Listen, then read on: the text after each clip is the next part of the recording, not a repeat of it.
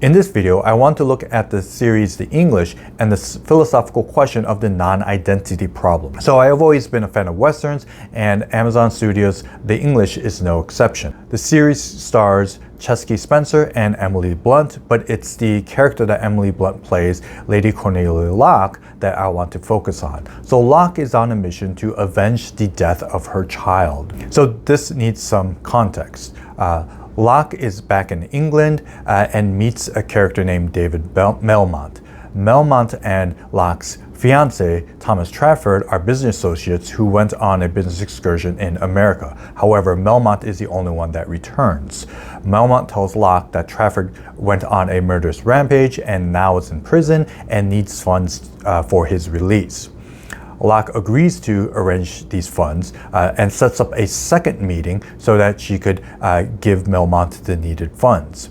In between these meetings, Locke contacts Trafford. Trafford tells Locke that this was all a lie, and in fact it was Melmont who went on this murderous rampage, which would later be called the Chalk River Massacre. Melmont responds by sexually assaulting Locke, which then results in Locke's child. We never meet the child in the series. Melmont is unaware of the child, but the series makes it clear that Locke loves her child.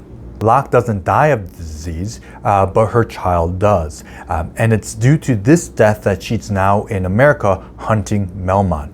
She's convinced that Melmont has killed her child. This raises the question of the non-identity problem. Popularized by Derek Parfit, the non-identity problem raises the question of harm. Do we in fact harm future people whose existence are contingent upon our actions in the present? So in his book Reasons and Persons, Parfit describes a society who depletes their natural resources. This brings an immediate benefit for the current society, but this impacts the next generation because the next generation no longer has natural resources, has significant health concerns due to the heavy pollution, and in general their lives are made much harder. We can immediately say that the society that depleted the natural resources has harmed the future generation. Due to depleting the natural resources, the next generation have it much harder. However, when we look at the non-identity problem, this raises the question of whether there has been any harm at all. So for instance, imagine a society who does not deplete their natural resources and produces an environment for the next generation of people where there are plentiful natural resources and there aren't significant health concerns due to heavy pollution. Let's call this People Group 1. Compared to People Group 1, imagine a society that does deplete the natural resources. And the next generation now has health concerns due to heavy pollution and have no natural resources. Let's call that People Group 2. Note, People Group 2 and People Group 1 are completely different groups. It's realistic to think that due to these significant actions, we'll produce a society such as People Group 1. But if we drastically change those actions in the present, it will produce a society that is completely different than the previous society, such as the People Group 2.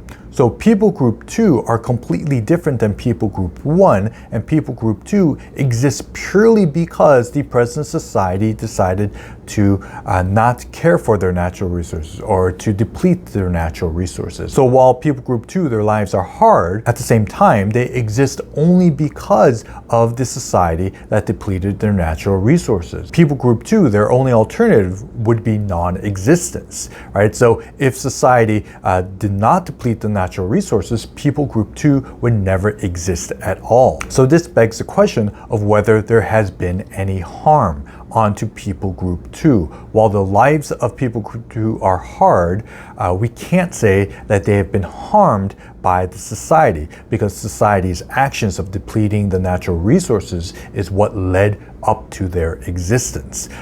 And their only alternative would be non-existence. So back to the show The English. The series makes it clear that Locke is out for revenge, not due to sexual assault, but due to the harm that has been done to her child. But the non-identity problem raises the question of whether Locke has it right. Did Melmont in fact harm her child? Melmont, of course, is a despicable character and harms a lot of people in his life. But the non-identity problem asks the question of whether he harms his child. Child's existence is contingent upon his despicable actions. Though the child dies of syphilis, the child's existence is contingent upon the father who has that disease. So, is Locke right in blaming Melmotte for the death of her child? Did Melmotte in fact harm Locke's child? The non-identity problem problematizes Locke's assessment. So what do you think? Do you agree with Locke? Is there a way around the non-identity problem? Did Melmotte harm his child? Let me know your thoughts in the comments down below.